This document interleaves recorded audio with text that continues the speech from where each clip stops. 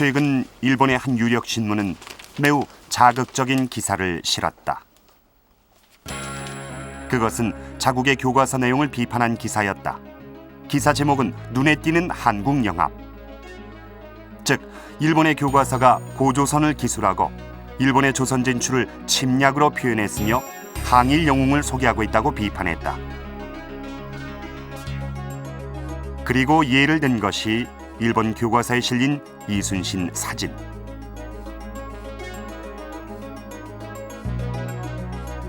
적국의 영웅 이순신이 일본 수군을 격파한 사실과 사진까지 게재한 것은 반일적이며 일본의 자학사관이란 것이다.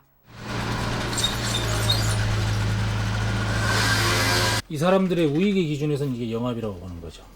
우익의 기준에서. 그러니까 반일적인 교과서의 서술 기재에 동조했다라는 측면에서 영합이라고 보는 거예요. 그래서 이순신의 그 사진을 동상을 찍은 사진을 게재한다든지 유관순의 동상을 사진을 게재한다든지 의병운동의 사진을 게재하는 것 자체는 바로 이 반일적인 측면, 그다음에 암묵적인 측면, 자학적인 측면의 상징적인 인물 선택이다라는 측면에서 대단히 공격적인 비판을 해나가고 있는 것이죠. 현재 사용되고 있는 일본의 역사 교과서. 대부분의 교과서는 임진왜란과 이순신의 활약에 대해 한 페이지, 그리고 조선의 승리 요인을 3가지로 요약하고 있다.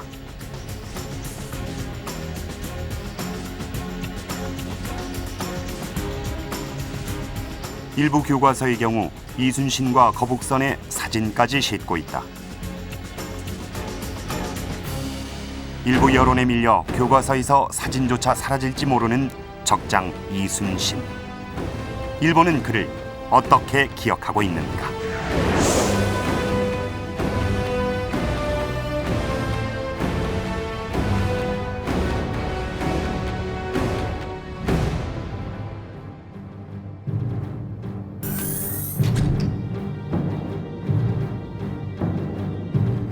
네, 이곳은 일본 각지에 있는 임진왜란과 관련된 전시물들을 모은 사이버 전시관입니다.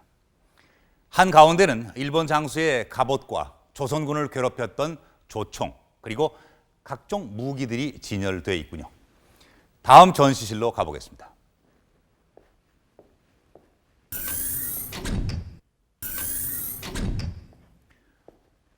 네, 이곳에서는 일본 수군의 전선도 볼 수 있군요.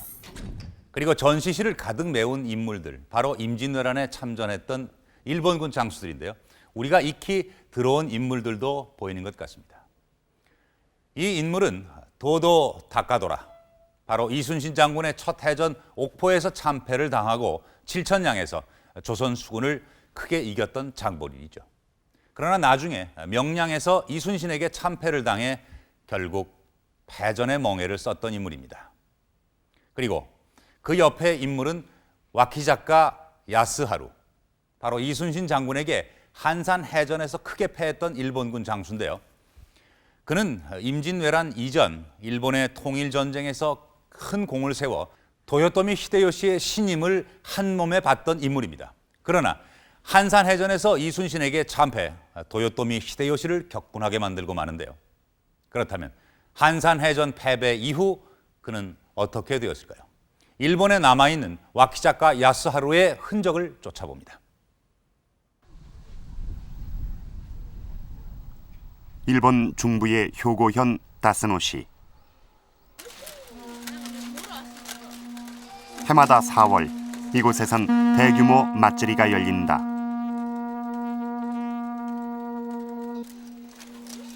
(1845년) 시작돼 160년의 역사를 가진 이 맛절이는 참가자들이 임진왜란 당시의 일본군 군복과 무기를 갖추고 행진을 한다.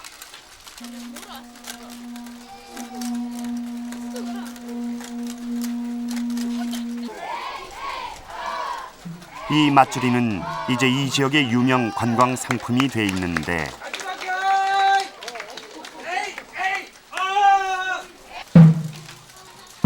이 맛절이의 주인공은 임진왜란 당시 조선으로 출전했던 일본군 장수 와키자카 야스하루다.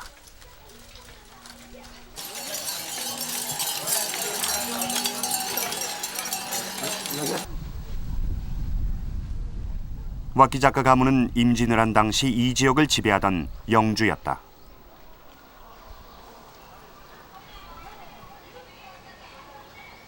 다스노 성안의 와키자카 기념관. 기념관 내부엔 와키자카 야사루와 관련된 물품들이 진열돼 있는데 이 갑옷은 임진왜란 당시 그가 입었던 것이다.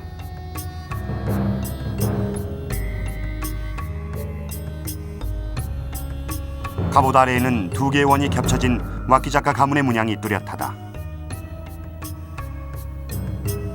그는 임진왜란 당시 도요토미 히데요시의 최측근인 7인의 창중 한 사람이었다.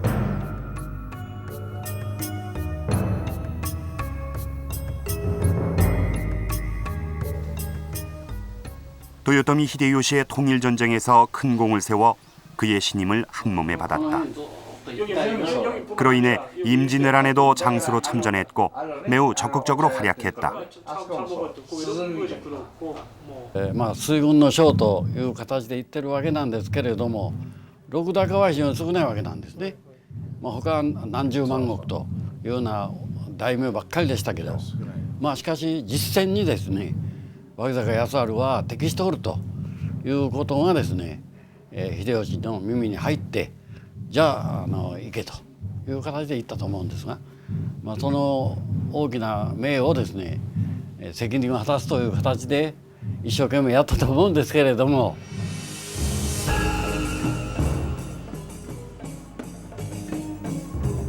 메이지 시대 일본 해군이 임진왜란을 정리한 일본 전사.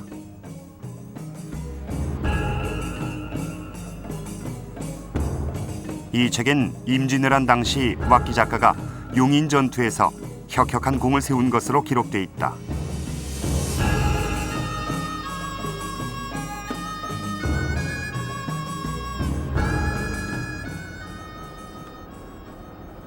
용인 전투는 어떤 전투였을까?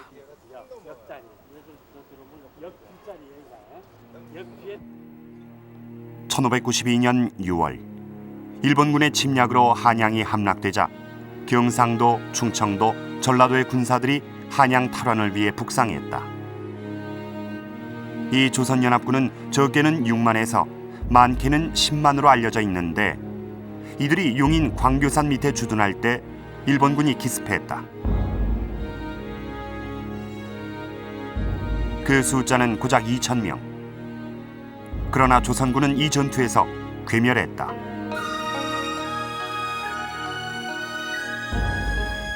일본군 지휘관은 황금 가면을 쓰고 백마를 탄 채 용감하게 돌진했다고 기록은 전한다.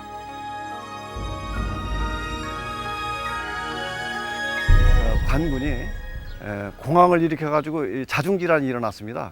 그래서 적에게 죽는 그런 그 숫자보다도 오히려 서로 놀래고 도망치다가 살상당하는 인구가 더 많았다. 이래서 그때의 참패는 너무나 급작스러운 기습 공격에 의해서 무너졌다 이렇게 봐야 될 것 같습니다.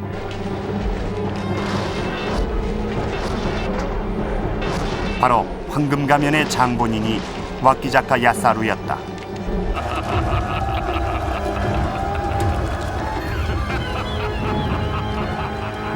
이렇게 승승장구하던 와키자카에게 도요토미 히데요시는 새로운 명령을 내렸다.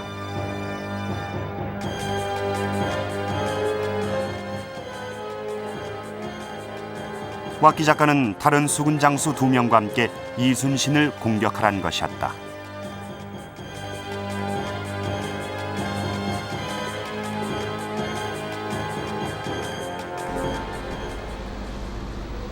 도요토미 히데요시의 명령에 따라 와키자카 등이 남한 곳은 웅천과 맞닿아 있는 안골포.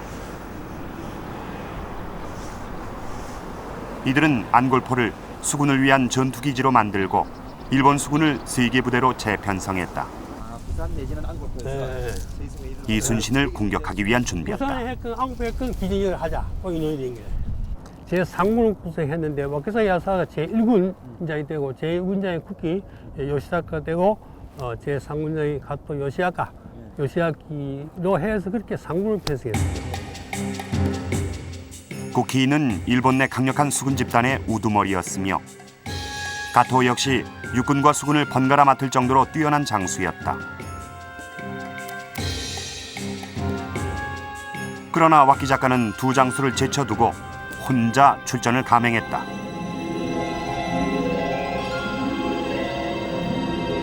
まあ要するに秀吉の信任の非常に厚い武将の一人なんですね。もう加藤清正以上に脇坂というのはもう秀吉への忠誠心の強い大将でしたから。だから他の大将たちに比べてより大きな功名を遂げたいという意識は常に持っておったわけですよ。であの時も半山道の戦いの時にもやっぱり全軍が揃うまで待ちきれないというようなこの焦りもあったんですね。ですから自分たちの軍隊だけで船団だけでもういきなりこの半山道に突入していったと。 하지만 와키 작가 앞엔 참담한 패배가 기다리고 있었다.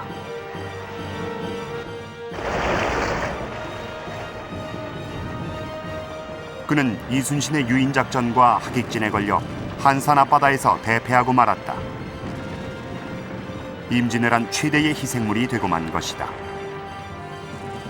와키 작가 자신은 당시의 상황을 14일생, 10명 중 1명만이 살았다고 적었다.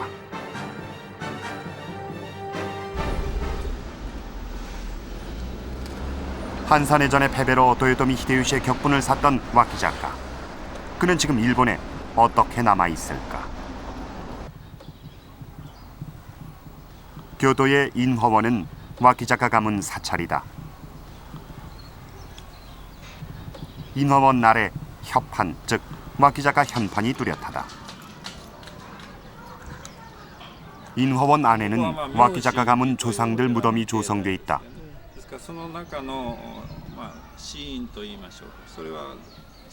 그 중에는 와키 작가 야사루의 무덤과 묘비도 남아 있다.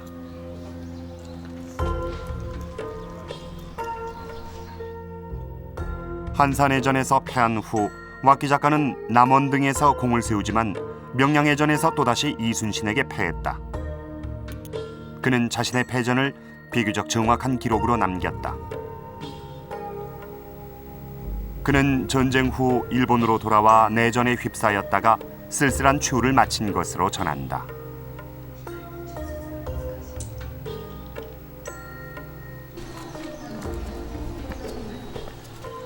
와키 작가가 지배했던 나스노 지역엔 그를 모시는 신사가 세워져 있을 정도로 훌륭한 장수로 기억되고 있다.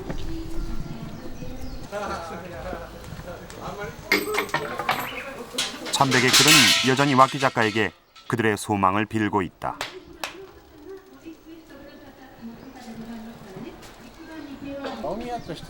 그러면 와키 작가의 직계 후손들은 그를 어떻게 기억하고 있을까? 東京の屋敷ね、江戸の屋敷がプサは去年も参りましたけれども、あの辺りの小さい島々を見ますとですね、ああここで戦ったんだなと、またここで大変な戦いをして、無人島に上がって、海藻ばかり食べておったそうでございます。その日が確か6月の5日かなんかそのあたりだと思いますけれども、私は小さい時から、その日を記念いたしまして、海藻を食べる日と他のものは一切食べないで、海藻を食べる日ということで、先祖を偲んでおったわけでございます。 그렇다면 와키 작가는 왜 해초로 연명해야 했을까? 그것은 한산해전 직후 일본군 장수들의 움직임에서 비롯됐다. 지원하기 위해서 국기와 그다음에 가토의 수군들이 나갔는데 나가다 들어보니까 거기서 외국은 뭐 패전을 해가지고 모두 도망을 쳤다. 그 말 듣고 돌아와서 저 숨어 있다고 찾아온 것이 이 악물보가 된 겁니다. 출동하던 두 장수는 한산해전의 참패 소식을 듣고 겁을 먹고 다시 안골포로 철수했다. 그러나 이순신 함대의 공격을 받아 막대한 피해를 입었다. 안골포의 일본군들은 밤을 틈타 모두 부산으로 도주했다. 이제 거제부터 안골포까지의 제해권은 이순신 함대가 장악했다. 그러자 한산해전에서 패한 와키 작가는 부산으로 돌아갈 퇴로를 차단당했다. 진퇴양난에 빠진 와키 작가. 그는 패장의 몽의를 쓰고 조선 수군을 피해 어느 무인도의 표류, 상당 기간 미역 등 해초로 연명했던 것이다. 와키 작가는 이순신에 당한 패배를 가슴 깊이 새겼고 그 뼈아픈 기억은 400년 동안 그의 가문에 전해져 오고 있는 것이다.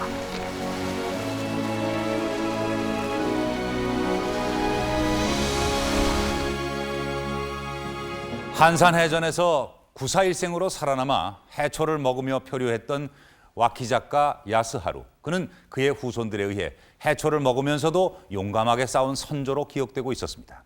이렇게 사실과 해석 사이에는 큰 격차가 존재하는군요. 자, 여기 장수들이 더 있군요. 가토 요시아키와 구기 요시다카가 보이는데요.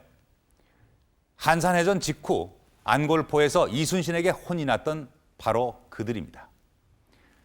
자, 이 장수를 유심히 보십시오. 일본의 유명한 수군 장수, 이름은 구르지마 미치우사. 그는 이순신 장군과 특별한 인연을 갖고 있습니다. 그의 후예들이 최근에 만든 해적의 섬이라는 책에는 그에 대한 기록이 매우 인상적으로 남아 있습니다. 구르지마 두 형제가 수군으로 등용되었으나 이순신의 거북선에 의해 전사하였다. 네, 여기서 해적이란 단순한 바다의 도적이 아니라 바다를 근거지로 무역을 하거나 통행세를 받던 세력을 말하는데요. 구르지마 가문은 그 중에서도 매우 강력했던 집단이었습니다. 그런데 이 가문의 두 형제가 바로 이순신에게 패해 목숨을 잃은 것입니다. 형제가 한꺼번에 전사한 비운의 구르지마 가문. 그 가문의 상처를 만나보겠습니다. 일본 수군의 본고장인 시고구 지방의 오조우시.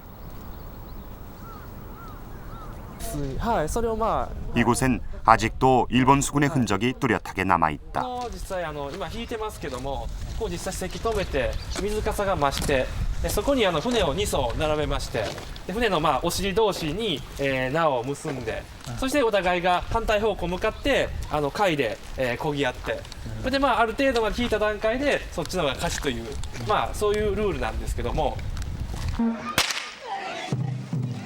해마다 이 좁은 수로에서 전국 수군 배끌기 대회가 열리는 것이다.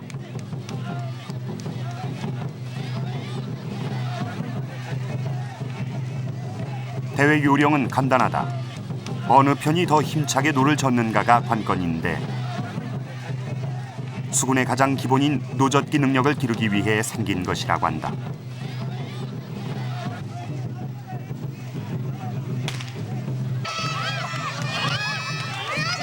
참가팀들은 각자 고유의 문양을 달고 있다.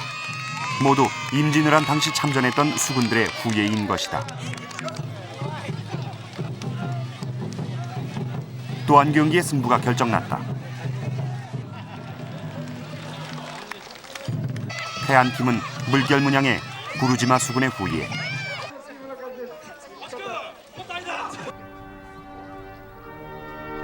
비록 배끌기 대회에서는 졌지만 구르지마 수군은 당시 매우 강력한 수군 집단이었다.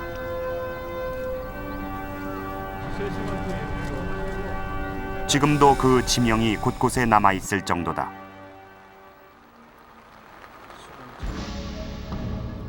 일본 수군 자료실엔 임진왜란 당시의 자료들도 전시돼 있는데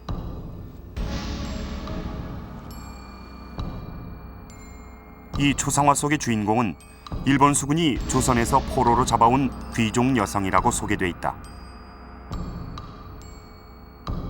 호준포 역시 임진왜란 당시 노획한 전리품이다.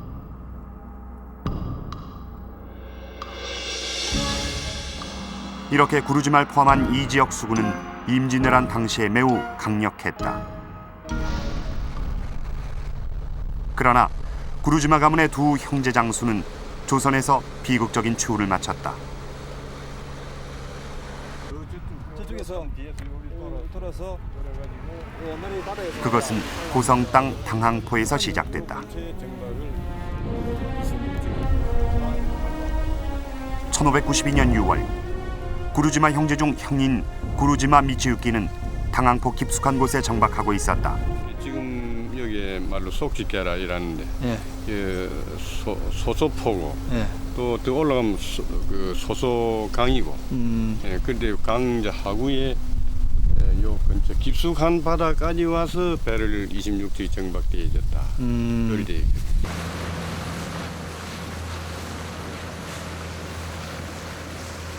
구루지마 미치유키의 정박 첩보를 접한 이순신은 즉각 함대를 출동. 비교적 넓은 이곳 당항포 앞바다에서 구루지마 수군을 격파했다.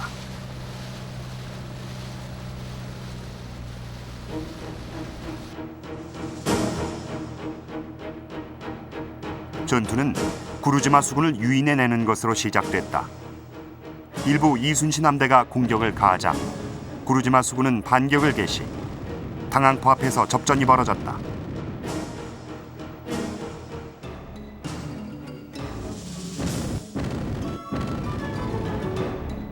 이순신은 구루지마 전선 단 한 척만을 남겨둔 채 철수했다.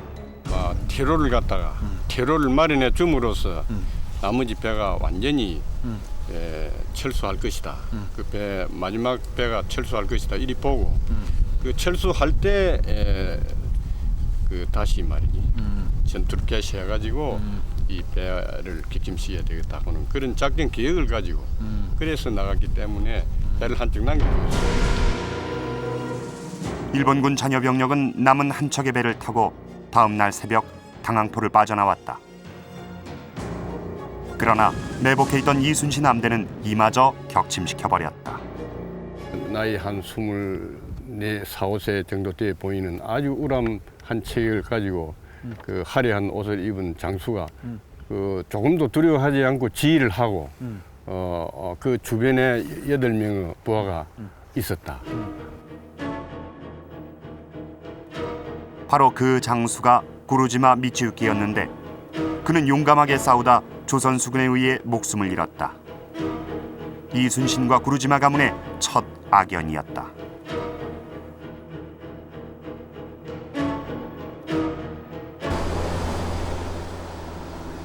그러나 악연은 여기서 그치지 않았다.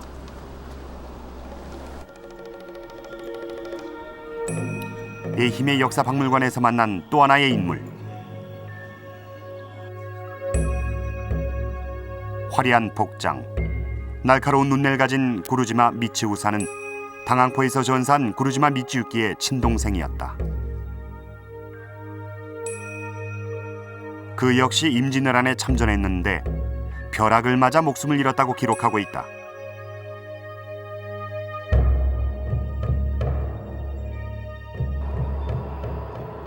그가 벼락 같은 일을 당한 것은 이순신 함대와의 만남 때문이었다. 구루지마 미치우사는 1597년 명량해전에 참가했다. 당시 그는 선봉부대장.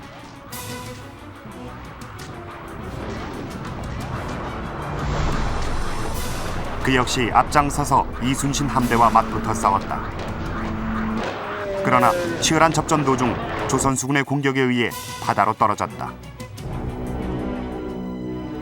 이를 본 당시 일본군 포로는 그가 구루지마 미치우사라고 했고 이순신은 즉각 그의 목을 베도록 했다. 잘린 그의 목은 대전에 걸려 일본군의 사기를 크게 꺾었다.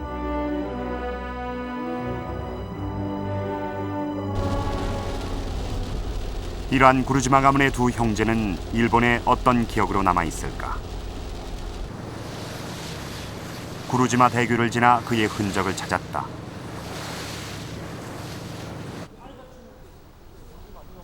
구루지마 수군의 본거지였던 가시마 섬. 구루지마 수군의 옛 명성에 비해 그 흔적은 초라해 보였는데 임진왜란 직후 구루지마 가문의 선택과 관련이 있었다.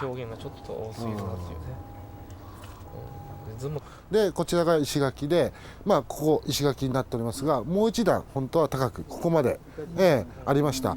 で1600年関ヶ原終わった後にこの城は全て、いやこの城に限らず全国の城が壊されたんですが、そのうちの一つとしてここも壊されたんですが、 임진왜란 직후의 일본 내전, 구루지마 가문은 도요토미 히데요시 측을 지지했다. 그러나 내전에서 패했고 그들은 도쿠가와 이에야스에 의해 멸문지화를 당하다시피 했다.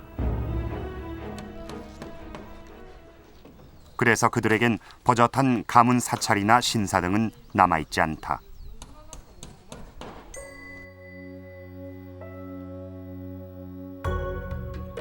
구루지마 형제의 위패 역시 어느 사찰의 한켠에 모셔져 있을 뿐인데 황금색 위패만이 한때 영화를 말해주고 있다.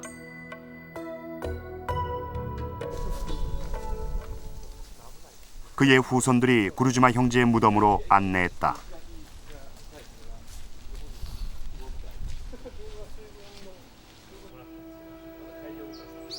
산기슭에 조촐하게 마련된 구루지마 가문의 무덤. 그 한켠에 명량해전에서 전사한 구루지마 미쯔우사의 무덤이 보였다. 돌탑은 장수의 그것과 어울리지 않게 낮고 소박했다.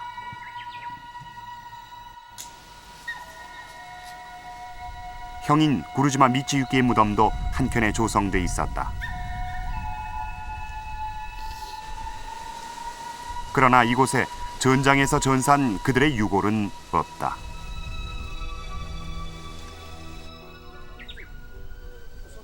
그렇다면 후손들은 구루지마 두 형제를 어떻게 기억하고 있을까? 그들은 매우 어렵게 조상에 대한 얘기를 꺼냈다.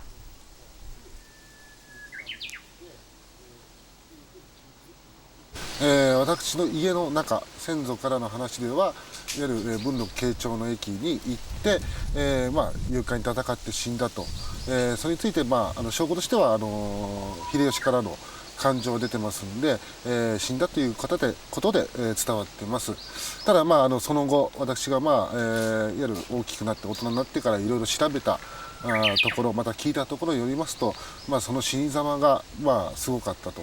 とりあえず矢で疲れたと。でそこまでわかるんですが、その後も、その海から落ちた遺体を引き上げて、まだ動くんじゃないかというような意識があったのか、寸断されたというような形で、後日いわゆる私が、大人になってから調べて聞いたところによると、そういう、話も伝わっているということで、驚いてるっていうか、感心しているというような形で今考えています。 구루지마 형제의 최후는 400여 년 동안 후손들에게 전해지지 않았다.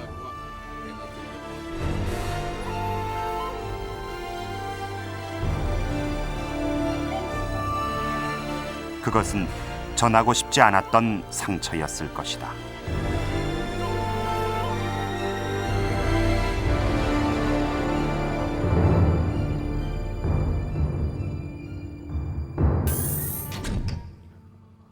이곳에도 수많은 일본군 장수들이 있는데요. 이들은 바로 임진왜란 때 일본군을 이끌었던 9명의 선봉장들입니다. 우리가 잘 아는 고니시 유키나가, 즉 소서행장입니다. 그는 일본군 제1선봉장으로 평양까지 진격했다가 마지막 노량해전에서 이순신에게 죽을 위기에 처했다가 간신히 일본으로 도망친 인물이죠. 그리고 갓도 기요마사, 가등청정, 일본군 제2선봉장으로 고니시 유키나가와 라이벌이었습니다. 누가 먼저 조선의 도성을 차지하느냐로 다투었고 나중에는 함경도 방면으로 진출, 조선의 두 왕자를 사로잡기도 합니다. 그 외에도 여러 선봉장들이 보이는데요. 임진왜란 이후 이들은 많은 일본 문학 작품의 주인공이 되기도 합니다.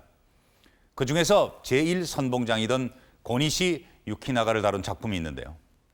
과연 그는 일본의 문학 속에 어떤 모습으로 묘사되어 있을까요?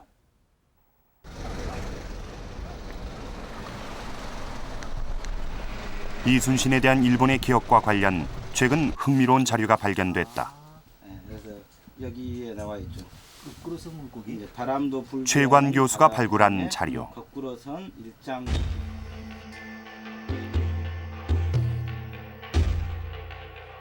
그것은 본조 삼국지라는 일본의 인형극 대본이었다.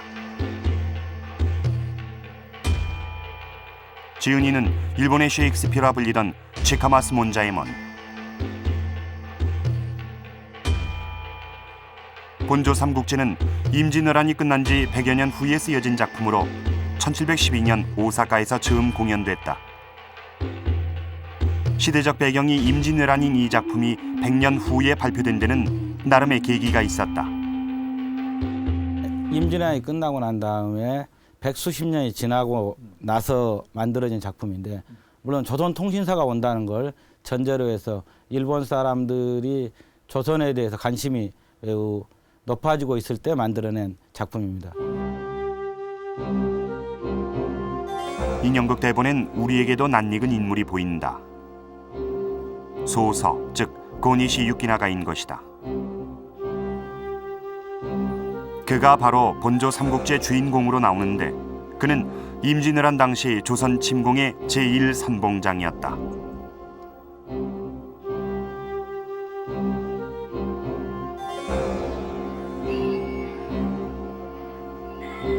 작품 속의 고니시의 적은 헛가이센, 즉 바다에 잠긴 괴물이란 뜻이다.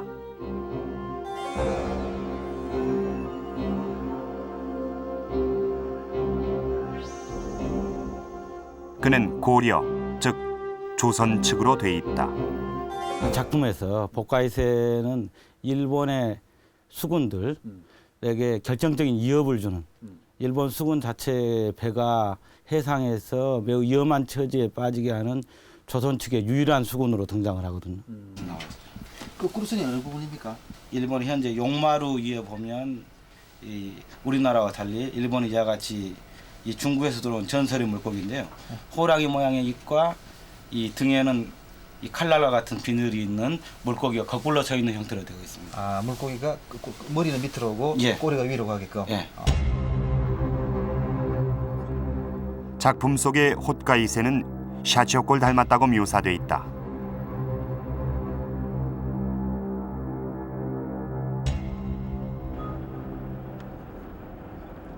그렇다면 헛가이센이 닮았다는 샤치오코는 어떤 모습일까? 의외의 장소에서 샤치오코를 발견할 수 있었다. 화려하고 다양한 문양들이 건물 전체를 장식하다시피 한 오사카 성. 그 용마루에 눈길을 끄는 조각상이 보인다. 마치 물고기가 물구나무를 선 듯한 모습. 이것이 바로 샤치오코인 것이다. 일본인들에게 특별한 상징인 샤치오코. 몸통의 비늘도 인상적인데 그 얼굴이 낯설지 않다. シャチホコは、14、15世紀に、日本に伝わってまいりました。シャチホコは、古代中国の伝説上の動物で、顔が虎、そして体が竜をしております。で、口から水を吐くということから防火のシンボルとして、建物の屋根に使われるようになりました。 그런데 우리나라에서도 샤치오코와 비슷한 얼굴을 볼 수 있었다.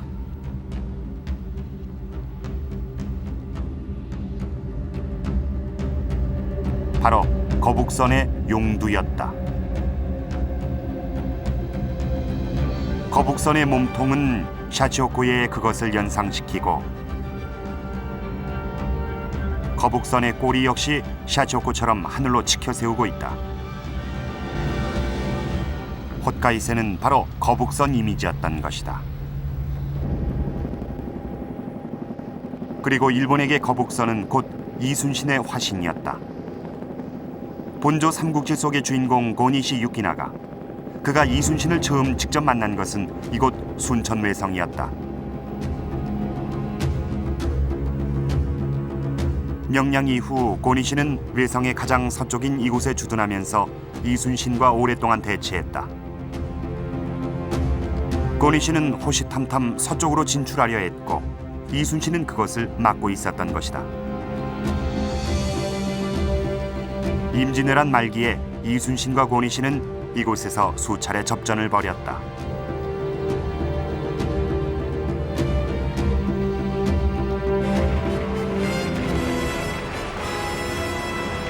그러다가 도요토미 히데요시가 전 일본군에게 철수 명령을 내리고 죽자 드디어 임진왜란 마지막 전투 노량해전이 벌어지게 된다.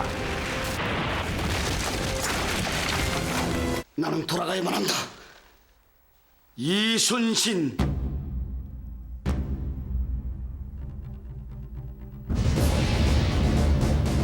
그러나 고니시는 이순신의 해상 봉수에 묶여 단 한 발짝도 움직이지 못했다. 그때 일본의 구원 부대가 이순신의 배후에서 출동했다.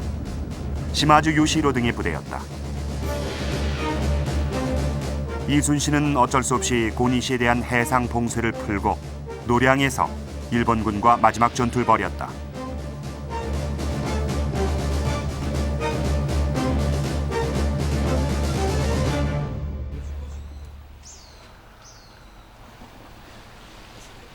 노량해전이 벌어졌던 현장. 지금도 샤초골 닮은 호카이센이 남아있다.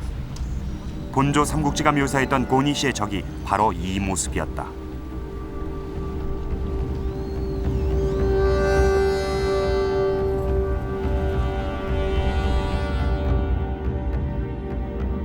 전투에 참여했던 명나라 화공이 노량해전을 사실적으로 묘사하고 있는 당시의 그림. 전투는 치열했다. 임진왜란 최고의 격전이었다. 그림 곳곳엔 불타는 일본군 전선, 조선군에게 밀리는 일본 함대, 그리고 물에 빠져 허우적대는 일본군의 모습이 생생하게 그려져 있다.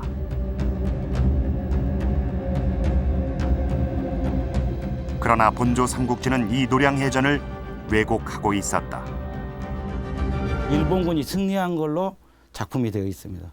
일본 서민들이 보는 연극에서 가토 기요마사와 고니시 유키나가의 어떤 영웅적인 활약상, 용맹스러운 활약상을 그려서 임진왜란 자체가 일본군이 승리했다라는 걸로 끝을 맺기 위해서 조선 측에 등장하는 인물들이나 거북선에 대해서 매우 적대적으로 그려내고 그리고 그들의 죽음 자체도 매우 비참하게 그려져 있습니다.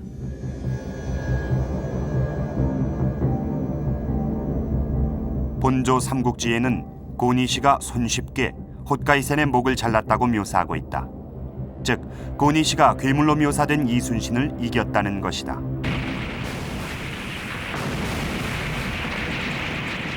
그러나 실제는 달랐다. 노량해전이 한창이던 때 고니시는 전투에 참가하지도 않았다.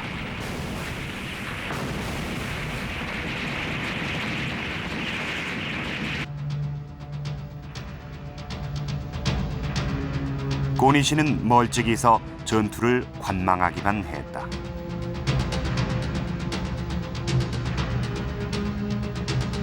그러다 일본군이 불리해지자 남의 먼 바다를 통해 도주해버렸다.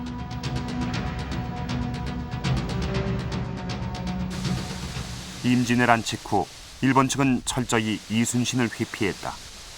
기록 어디에서도 이순신의 이름은 찾을 수 없었다.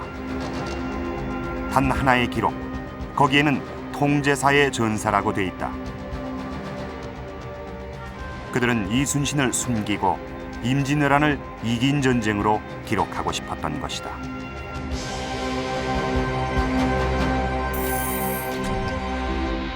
임진왜란 최후의 전투 노량해전. 이 전투에서 고니시 유키나가 부대를 구원하러 왔던 시마즈 요시히로는 전선 200여 척을 잃는 대참패를 당한 후 간신히 목숨만 부지한 채 돌아갔고 이순신은 임진왜란 최대의 전과를 올리고도 안타깝게 전사하고 맙니다. 그런데도 일본은 겨우 도망쳐간 고니시 유키나가가 이순신을 이긴 것으로 문학작품을 통해 묘사하고 있습니다. 인정하고 싶지 않은 역사를 이렇게라도 보상받고 싶어하는 안쓰러운 몸부림이 아닌가 합니다. 그리고 또 한 사람이 있습니다. 바로 도요토미 히데요시입니다.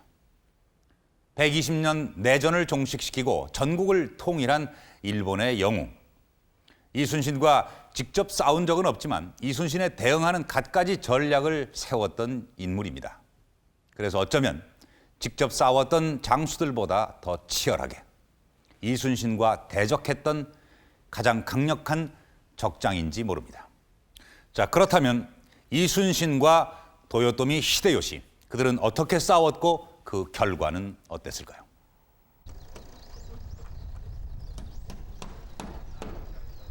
도요토미 히데요시의 일대기를 일목요연하게 볼 수 있는 자료가 있다. 목판화로 냈습니다. 일본 목판화 그냥 했거든. 이게 뭐 여기 이제 뭐 그런 거 진 얘기 이제 이 보면 얼마나 그 목판화로 제작된 이 그림책. 도요토미 히데요시의 어린 시절부터 숱한 전투를 거쳐 마침내 일본을 통일하고 관백의 자리에 오르기까지 그의 파란만장한 일대기가 영웅담으로 묘사돼 있다.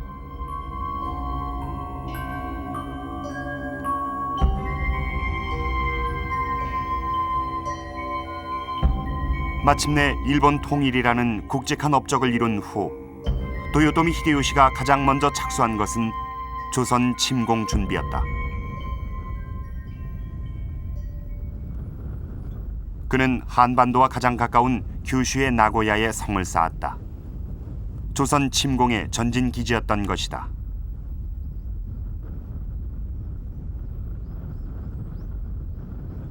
지금도 남아있는 흔적은 당시 나고야 성의 엄청난 규모를 말해주고 있다. 나고야 성 박물관.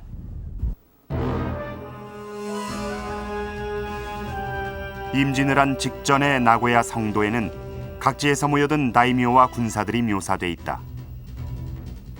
도요토미 히데요시는 이 나고야 성으로 일본 각지의 다이묘들을 불렀고 그들은 할당된 군대를 이끌고 모여들었던 것이다. 그리고 마침내 1592년 조선 침공을 감행했다. 전쟁 초기 일본은 승승장구했다. 도요토미 히데요시 역시 기고만장했다.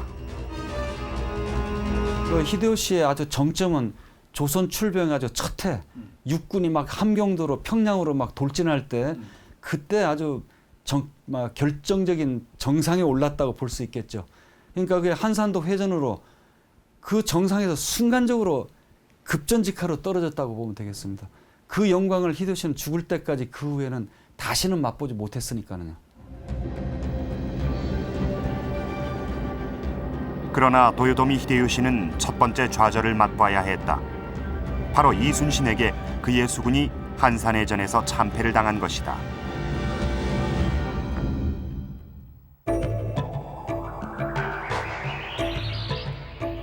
그러자 그는 전략을 수정했다. 와키자카 등에게 해전 금지령을 내린 채 자신을 기다리라고 했다.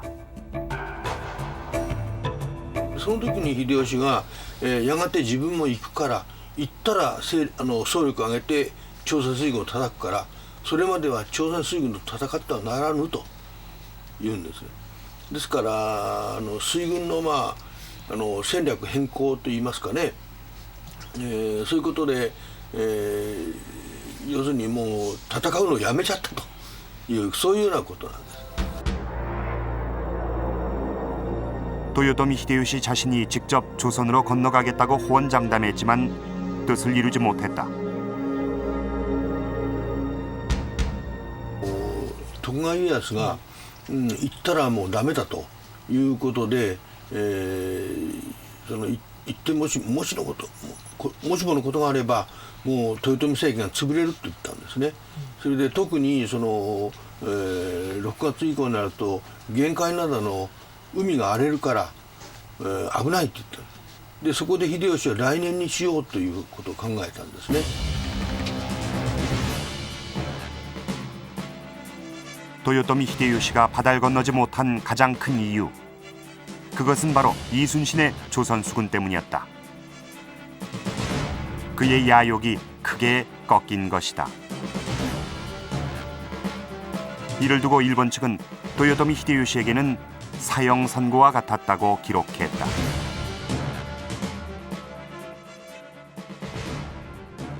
히데요시로 친다면요. 히데요시는 일본을 전국을 통일한 일본의 아주 영웅 아니겠습니까?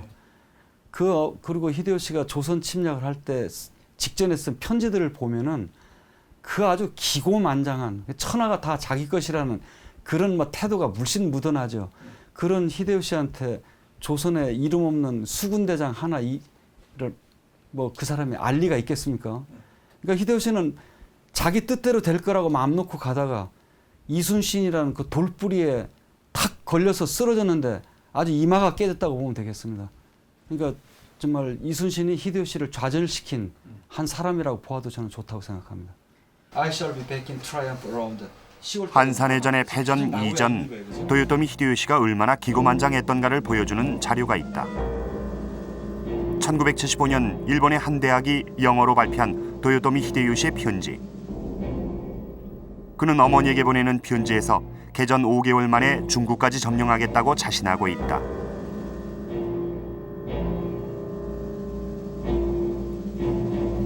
그러나 한산 패전으로 뜻이 꺾이자 그는 또 다른 명령을 내렸다. 육지 곳곳에 성을 쌓고 포로서 조선 수군을 공격하라는 것이었다.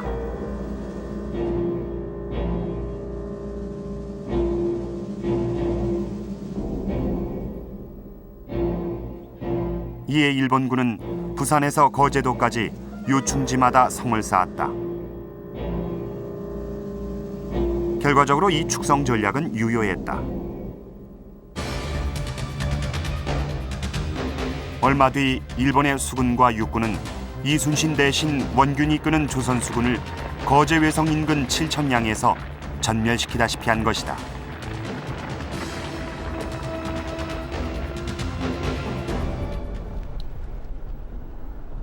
도요토미 히데요시에게 희망이 생기는 듯했다. 그러나 그것도 잠시였다.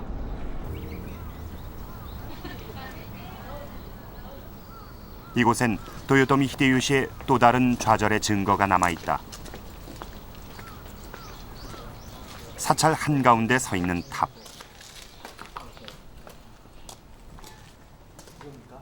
임진을 한 당시 조선으로 출병했던 군사들의 위령탑이다. 그런데 이 탑에 새겨진 이들의 사망 이유가 특이하다.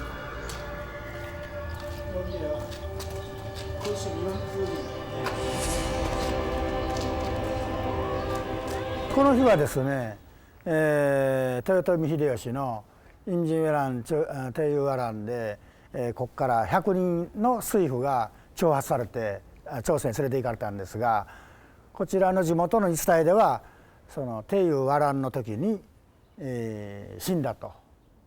日本では慶長2年、1597年死んだという話なんですね。どうして死んだかと、暴風雨で死んだと言い伝えています。 이들은 1597년 명량해전에서 이순신 함대에 의해 전사한 장수와 병사들이었다. 그런데 왜 폭풍으로 죽었다고 기록해 놨을까? 거기엔 도요토미 히데요시의 고민이 담겨 있다.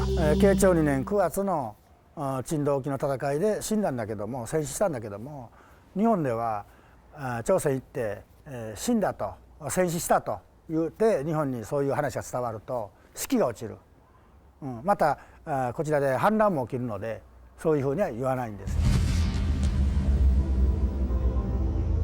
역사적 사실마저 감춰야 할 만큼 다급해진 도요토미 히데요시. 이순신이 원인이었다.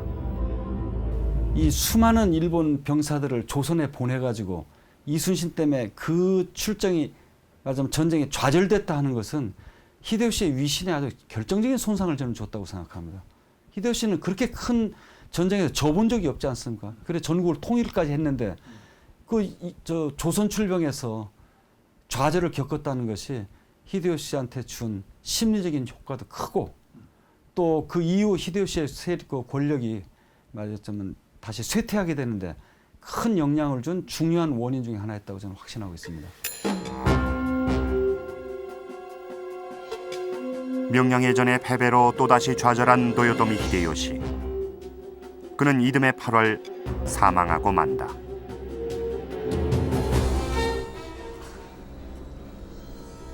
도요토미 히데요시의 야망을 분쇄한 이순신. 전후 그가 일본에 끼친 영향은 컸다. 김태준 교수는 임진왜란 이후 이순신이 일본 사회에 끼친 영향을 광범위하게 연구해왔다. 풍신수길이 이제 임진왜란을 이제 실패한 뒤로 이어받은 사람이 도쿠가와 이에야스 아닙니까? 덕천가강. 이 사람이 그 바로 그 영국의 배 만드는 기술자를 불러다가 배를 2개 만든 그 기록이 있습니다. 근데 그 서양 학자가 그걸 삼슨이라고 하는 학자가 일본에 되었으면서 도쿠가와 이에야스가 그런 배를 만든 것은 이순신과 그 임진왜란의 실패 그것을 의식했기 때문이다. 그런 그 얘기를 쓰고 있는데 그 이후에 이제 그 임진왜란에서 하여튼 이순신에게 당했다고 하는 그런 컴플렉스는 쭉 계속되다가 명치해군에 와서 그것이 그 임진왜란 연구, 조선 수군 연구 그 중심에 이제 이순신 연구가 있었다. 일본의 한 역사 잡지는 최근 도고 헤이아치로 특집 기사를 다루었다.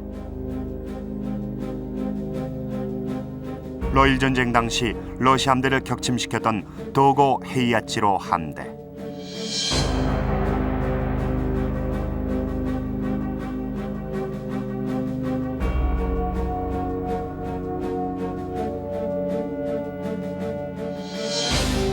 일본 함대는 이른바 정자진법으로 러시아 함대를 격퇴시켰는데 그 진법은 바로 하객진에서 비롯됐다고 적고 있다.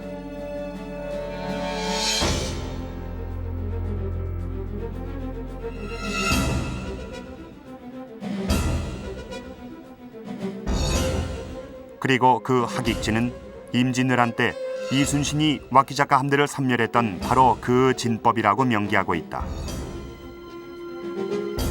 이순신이 일본 근대 해군의 전범이라고 인정한 것이다. 日本の伝統的な水軍のその知識の中からこう吸収されていったというふうに考えてもいいんじゃないかなと思っておりますね。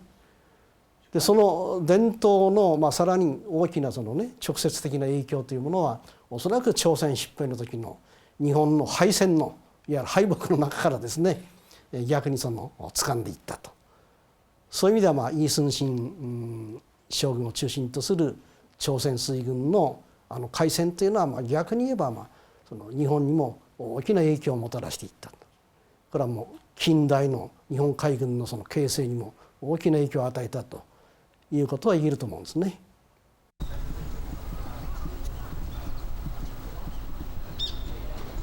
지금도 많은 일본인들이 존경하는 일본 근대 해군의 아버지 도고 헤이아치로.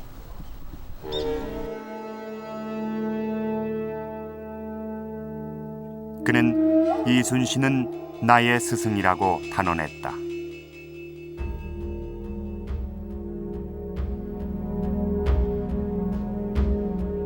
이후 일제강점기.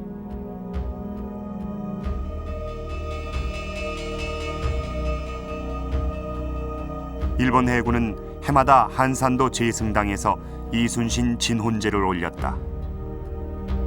임진왜란 이후 300여 년, 일본은 마침내 적장 이순신을 평가하지 않을 수 없었던 것이다.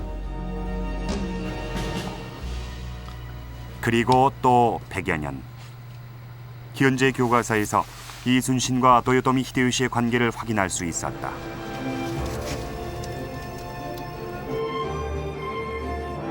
도요토미 히데요시의 조선 침략은 이순신에 의해 실패로 끝나고 마침내 정권의 붕괴로 이어졌던 것이다.